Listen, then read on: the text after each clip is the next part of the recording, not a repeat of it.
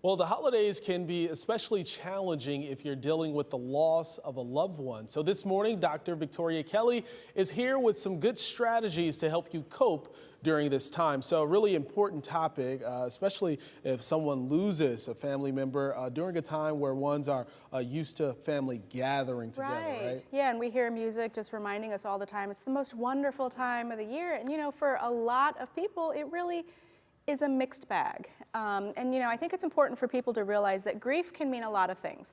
Obviously, it can mean somebody very close to you passed, but it can also be if you lost a job or lost a pet. Other types of loss do exist. And when we think about grief, a lot of people grieve in different ways. So that's Yeah. always a challenge. There's like no just one way to grieve. So how can you help our viewers to identify maybe if they're friends or family members, if they're going through a process of grieving right now? Right. I think the first thing to realize, though, is grief is completely normal. And it helps us to kind of move through and move past. There's the typical 5 stages of grief: the denial, anger, bargaining, depression, and acceptance.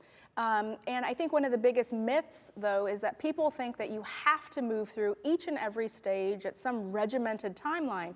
But as you were saying, grief is so fluid and is absolutely different for every single person. So some people may skip some stages, and some people may take a lot longer than 6 months to a year to get through it.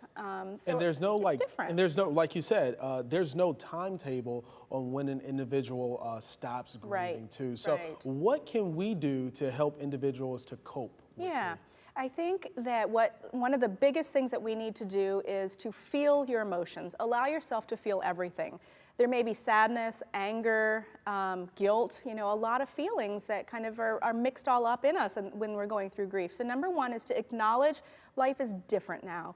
And any kind of feelings that you're having, feel them, because it is a myth that you need to, be strong and not cry, because it's going to happen. So that's the first step, is to really be honest with yourself and feel what's going on. So do you suggest that anyone, they go get any professional help dealing with grief, especially around this time of year? Yeah, there's a few things first before people get help, I think, that they could do. One is set healthy boundaries. So with the holiday season, there's this get together with work and this side of the family, and it can be really overwhelming. And especially with a lot of people coming at you, expressing their sympathy. So set healthy boundaries and plan ahead. Pick and choose which outings you're going to go to. So once you do that and you have your kind of buddy to help you out through this, figure out if you want to create new traditions and figure out also how to honor those memories. So, if they enjoy doing a certain type of activity, do you want to integrate that ongoing but put your own new twist on it? And as you were saying, the last part of, if you try to do all of these things and the grief just lingers and lingers, and then it kind of morphs into depression, that's when you absolutely should get some help.